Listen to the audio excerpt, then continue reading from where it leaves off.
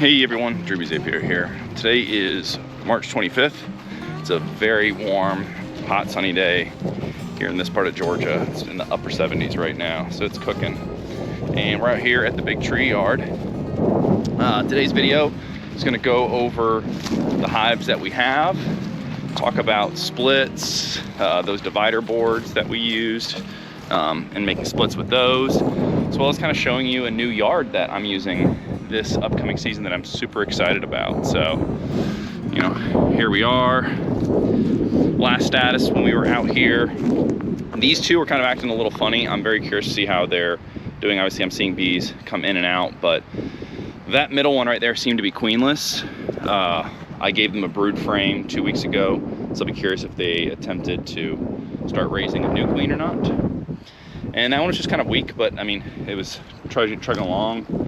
Over here, we have, this is two different hives in one, so you can see the divider board up top. This deep and medium is one hive, and this deep up top is its own separate hive. And last time I was here 2 weeks ago, there was a virgin queen in there, hoping she's mated and doing fine. And if so, we're gonna take this colony over here, and we're going to slide it down to where that dead out used to be. We'll still keep its orientation for now, and then we'll take that hive and we're gonna put it right there. And then this one was pretty good. However, also didn't have a ton of eggs or brood, so I'll be curious as to if that's changed. And if they're looking strong, I'll try to make a divider board split with them as well. But if not, we'll leave them alone. And then we'll talk about those two way over there later. So let me get my stuff set up and I will show you what we're working with. All right, should have probably been recording while I went through these two. I'll do it for these next ones, but quick update on these. I just went through them. This one still has the queen. I saw her. She was unmarked, so I just marked her green because she's definitely a last year queen. This is the one that I said that was queenless, and they sure enough are, because I saw two in development queen cells in kind of like in the middle of the frame, so kind of like where you would draw out a supersedure. So they were queenless. I'm glad I gave them a frame with brood and eggs on it, because they past 2 weeks, that's what they've been working on. So clearly any day now, one of them's going to hatch out and hopefully get to work. So I think next visit, probably want to give them a brood frame just to boost them, but I don't think that's necessary for today. Maybe I changed my mind. So we're going to go over here. I'm going to set up my camera and just kind of talk real quick about these hives.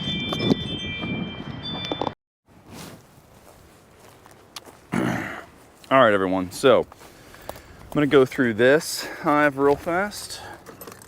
This top box right here is the one that I mentioned that had a virgin queen on the last visit. So we are just gonna check on the status of that. And if so, if they're good, like I said, we're gonna slide this hive over, reorient them, and yeah, we will check on the status of that. Needs a little bit more smoke before we go in there.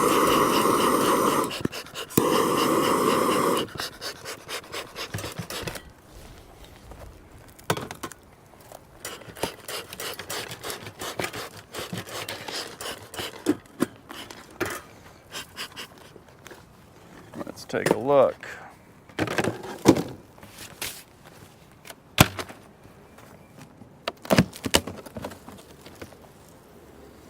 All right, they're in there. It's not a very big cluster, so they probably are going to need a boost from somewhere. Let's take a look.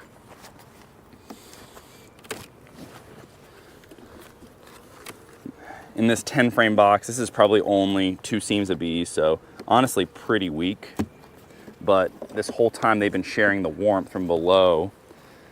So honestly, because I'm not seeing a ton of bees though, and here I'll bring the camera over just so y'all can see, I am not gonna move them yet as much as I want to, just because it'll just take one cold night, which I'm hoping we don't have many more of.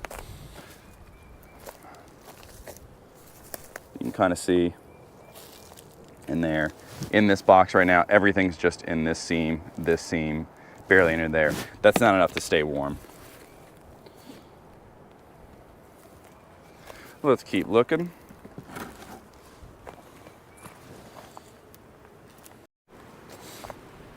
All right, the bottom area under here that the split was made from has a lot going on. This hive is very, very heavy, very, very full. I'm gonna just take a peek. I'm probably gonna equalize a little bit, but it is slammed right now, it appears.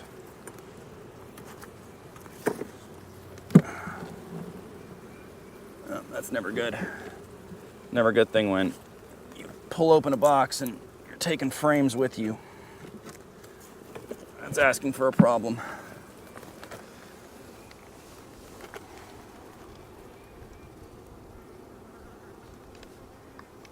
Always looking for swarm cells this time of the year on the bottoms of some of these frames.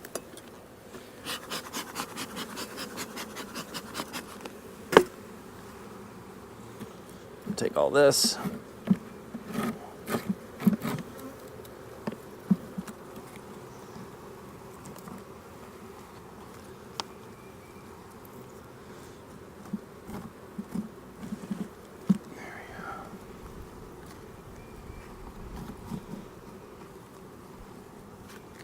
Let's pull a frame and see how we're looking. This one might need to be checked from the bottom.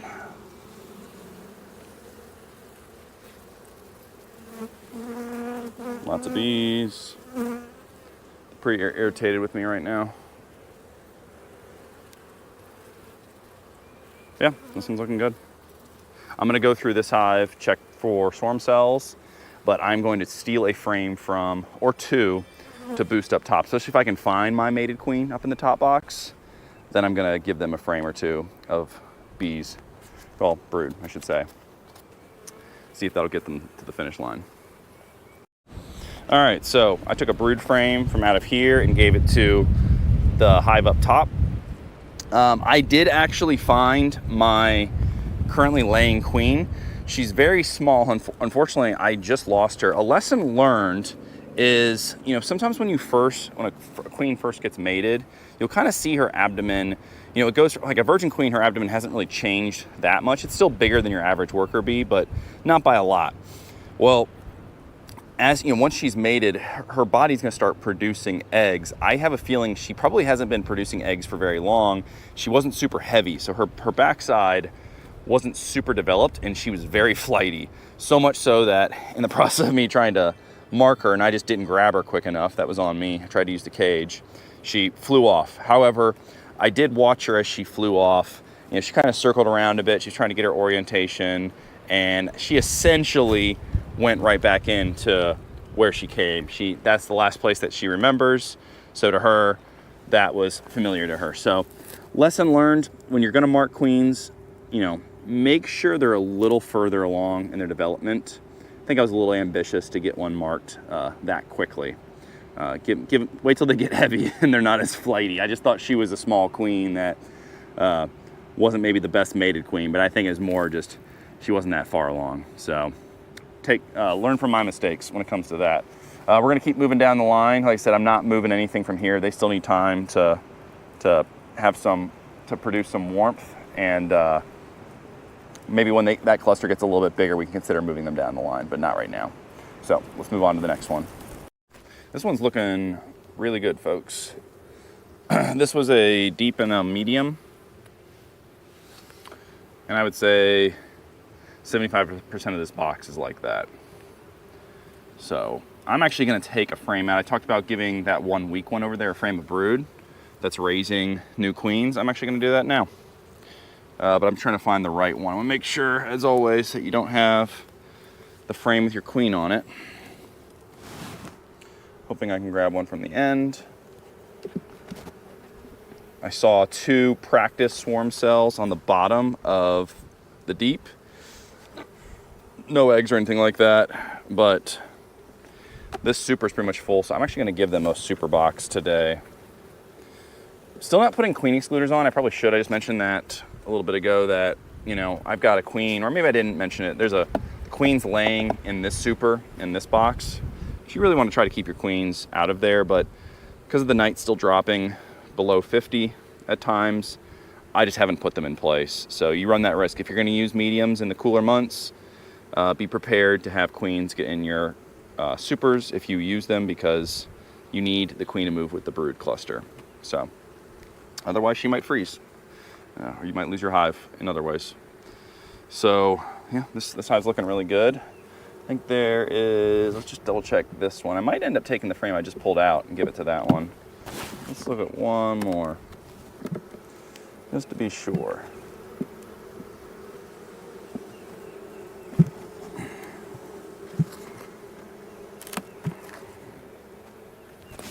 This hive has a lot of propolis in it.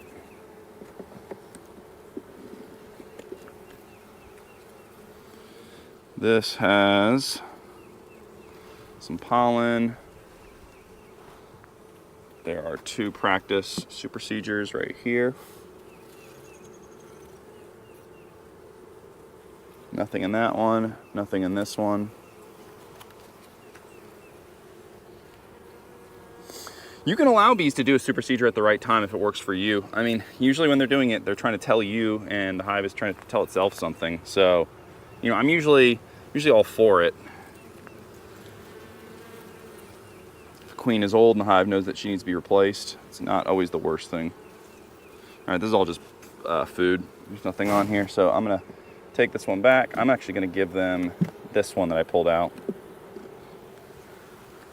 Let's shake these bees back into the box. I was just trying to see if I could find my queen quickly. See if she was on here.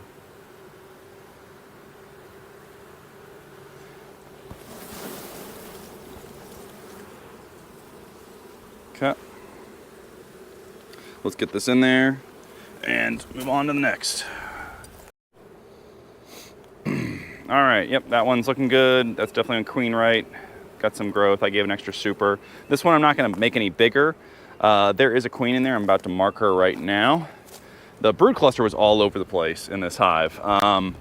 Some of y'all should think about, especially in the cooler months. Warmer months, you can kind of get away with it, but in this hive, there was like 2 or 3 frames of brood over here on the right, largely like honey or blanks or whatever, and then 2 or 3 frames of brood down here, and then honey and stuff. So when you have like a split brood cluster like that, it's very hard for the hive to condense and stay warm because they're having to divide areas to maintain that temperature. So if you see something like that, definitely take the time to move some frames around. I moved everything that was brood frames up here down into here, so that way it's, you know, everything's kind of together. Highly recommend that. In fact, in the winter months, if you don't do that, extremely detrimental. You could lose your hive just because they can't maintain temperature because half their hive froze to death, splitting resources.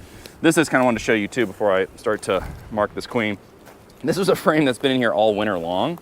And when I say frame, a natural frame is, and this is just a giant piece of wax that they had used to fill in a spot in here.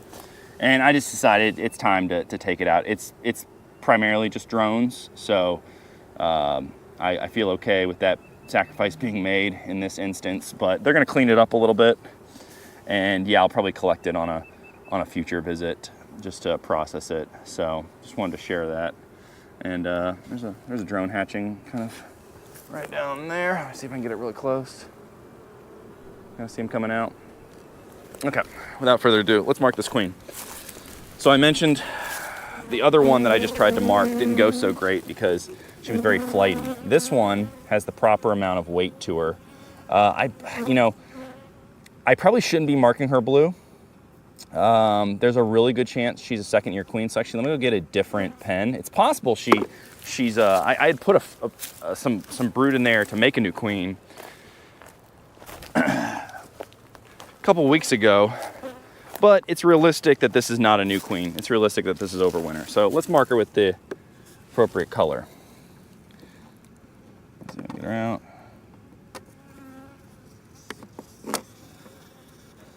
So again, when they're not this flighty,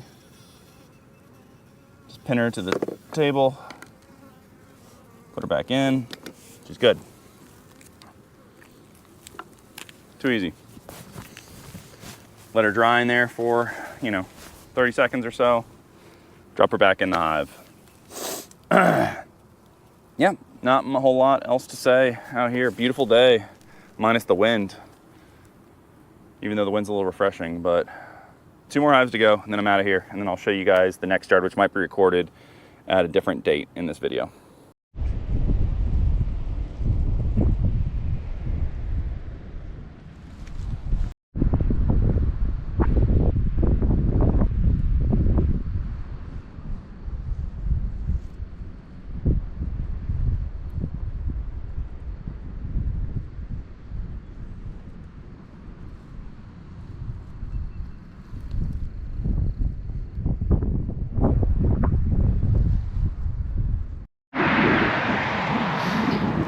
Hey everyone, Drew B's Apiary. Just quick update.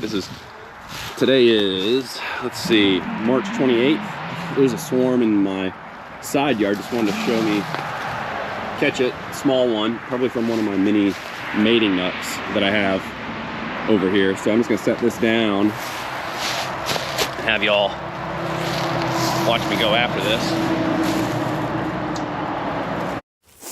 All right, so I'm just gonna come out here.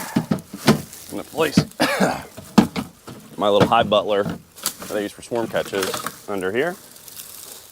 And the easiest thing to do is honestly just to clip this whole thing off, which is what I'm actually going to do, and just place it in the bucket. That way you don't lose any bees, they don't fly all over the place, and then you can just introduce that into the cluster. So get these started. So all I'm gonna do is take these clippers, work really gently, and I'm just gonna trim this. The queen is most likely somewhere on the inside. We got part of it. Nice and easy. Gently place that in the box. Same with this one. Start to cut, but be ready to grab it.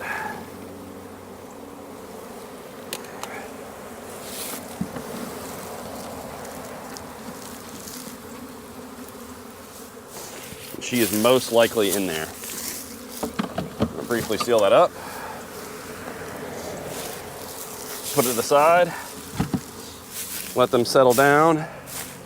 And what I'm waiting for, the pheromone, if she was still part of this group, she would either be on here, all the bees would still try to congregate on it. So I'm actually gonna wait a second. I think I should probably put this box right back to where they were. Because you'll see them, they're gonna look for her pheromone and they're gonna try to set down wherever they think she is. So I've seen them, when I catch them, they'll land on where they think she is. So I should start seeing bees congregate on top of this box right here. She's most likely in there. Next part, I'm gonna show you us finding her and us introducing her into a small nook. So right here, I just moved them over to these boxes. I'm actually trying to find the queen in here. You know, she's gonna be hard to see because she's gonna be really flighty, but she was not in this box. Usually you can kind of see where the bees are clustering at, and that's usually indicative of where your queen is. Couldn't even tell which of these three boxes the queen would have even swarmed from. But, you know, if you can't find her, the easiest thing to do is to shake everything you think is the queen into something, and if they stay, your queen is probably there. If they move somewhere else, the pheromone was somewhere else, she was somewhere else. So that's realistically what I'm gonna have to do here in a second. So let me just shake these remainder bees in here.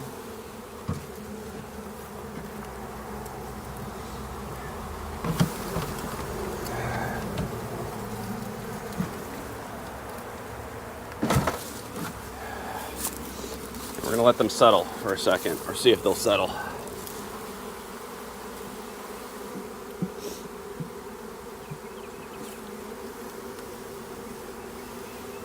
And if they do, we know she's there.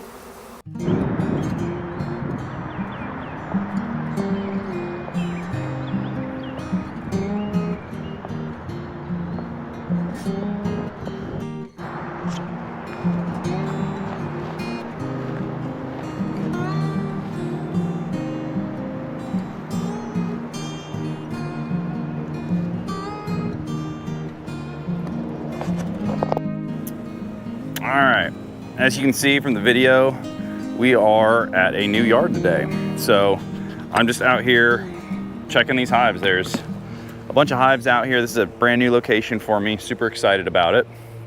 Not terribly far from where I've kept my other yards, but really pleased. Love all the full sun that we've got out here. It just rained. I know it's looking pretty wet out here, and I know there's a huge delay in recording. I think when I started this video, it was probably in, you know, middle of March, and here we are, it's April 10th, and so huge delay. I'll give some updates at the end of the video as to what's all transpired, but let's dig into one of these hives right here and just see how we're looking. As you can tell, everything is very large. Across the board, most of my hives since the start of this video have typically become double deeps, or, you know, in this case, if they were a single, you know, extra supers, or if they were double supers on top of that. So everything is growing very quickly. This hive, last I checked, was one of my stronger ones. This came from one of the older yards that we are no longer at. But I was worried that when it moved, it wouldn't do too well. And so far, it's all, I think, minus maybe one, everything in here is done very well. So looks like they're already drawing some wax up in the top of this super box. Something I was going to mention at the end of the video, but I really do feel like our flow has been on for a bit. You know, you saw kind of in the video, you know, henbit is already largely come and go. You'll still see it on the ground and dandelions and stuff like that, but most of it is starting to disappear at this point. You know, this is all uncapped, but all very fresh that they're working on.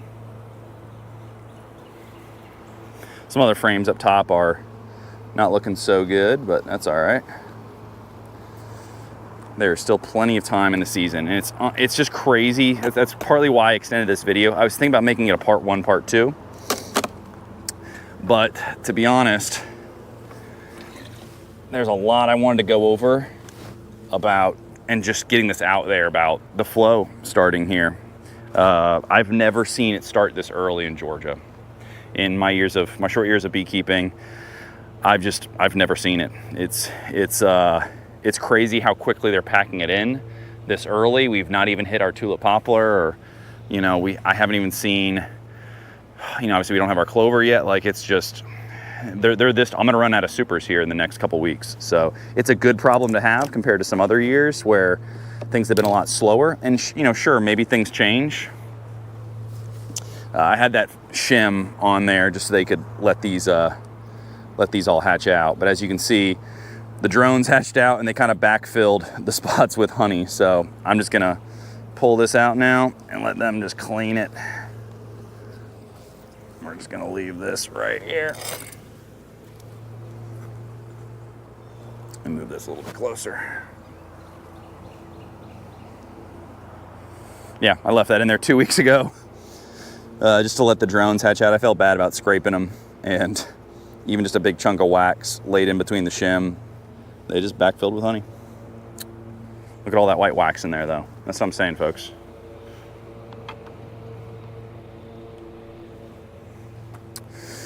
So, I just want to take a quick peek in the bottom and make sure that our queen is in there and she is laying all right.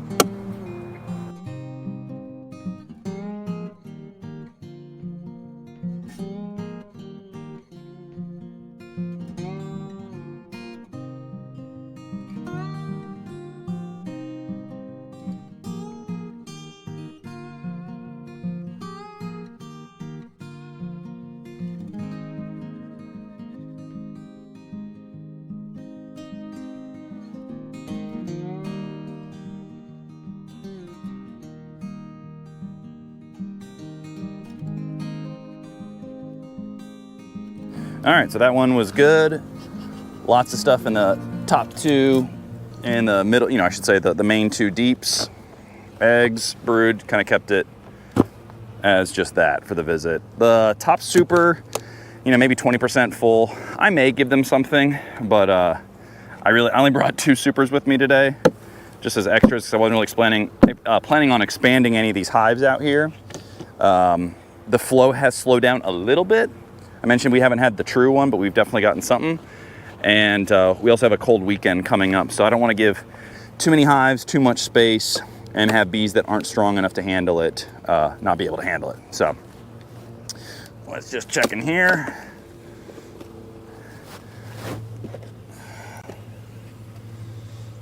That thing's about halfway full. This one's about completely full as far as supers go.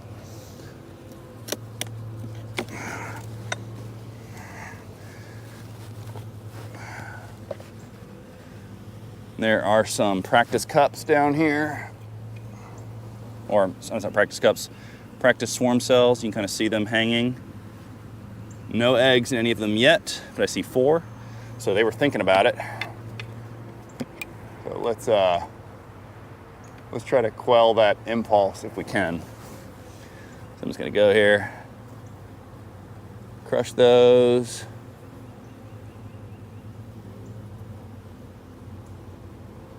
And see what's going on. Why do they feel like they don't get enough room? Again, I didn't bring it deep, so I gotta be extra careful about restricting them. I'm gonna show you all a frame, see what this, straight from the middle, see what they're looking like.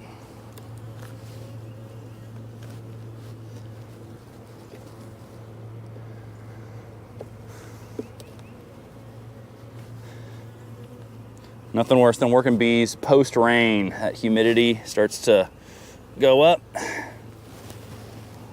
And you start to sweat. Lots of pollen in here.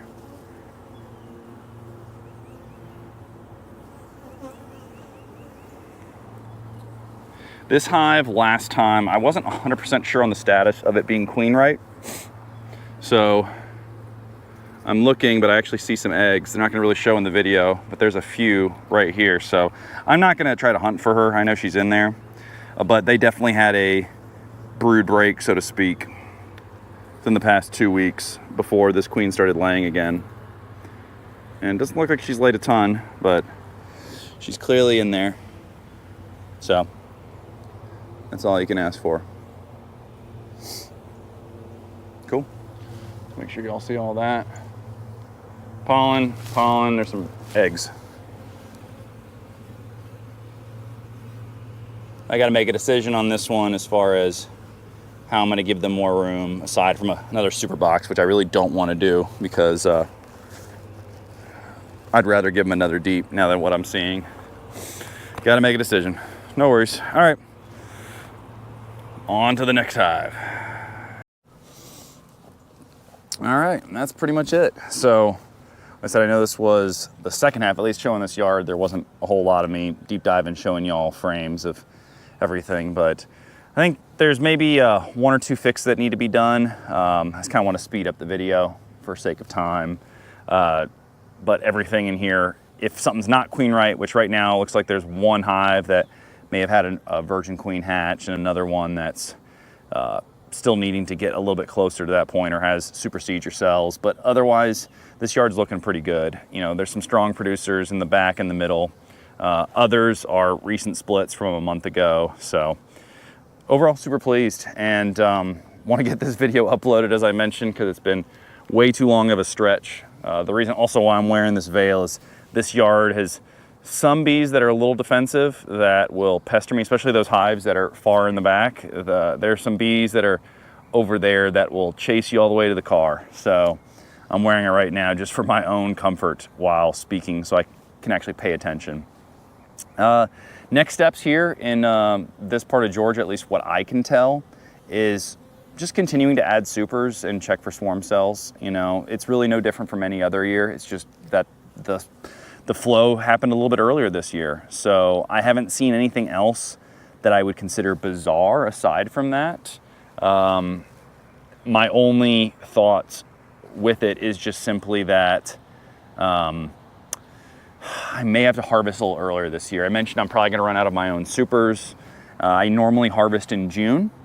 I think it's very realistic that I harvest in mid-May this year, or late May, depending on when the tulip poplar is done. The second I see those petals on the ground and I don't see bees pestering the clover as much, I'll feel pretty good actually about pulling everything, because I just think everything's got like an earlier start this year. So that's great. You know, the one thing that's always bad about harvest season, it's always middle of June in Georgia is not the most fun time of pulling stuff in the field, just sweating day after day of all that. So maybe if it's a little bit nicer, it'll be a little more tolerable. But other than that, I don't have anything else to say. You know, looking forward to this upcoming year, hoping to rebuild some of the losses, which I already have. My last video was talking about collapse nationwide. And again, continuing to talk to peers across the country as to how they were affected by the die-off. I lost, maybe a quarter, something like 25% of my hives over this winter for a variety of reasons, some just very bizarre. And so I was not as affected as many others, but 25% still not great, So a little disappointed in that, but I've already rebuilt what I've lost. I mean, just in the sake of a month and a half from whenever the last video was posted, everything that I might, from a number standpoint, everything's rebuilt and then some. Given you're gonna lose some, right? Just the normal way that the beekeeping year goes, not all your hives that you start the spring with are gonna make it into the fall or back into the winter, but you do what you can, right? So without further ado, I'll wrap things up. Thank you all so much for watching. Hope you all will continue to watch. If you enjoy this, please subscribe. I'll try to do my best to put some more content on here. Y'all stay safe, take care. Catch you on the next one.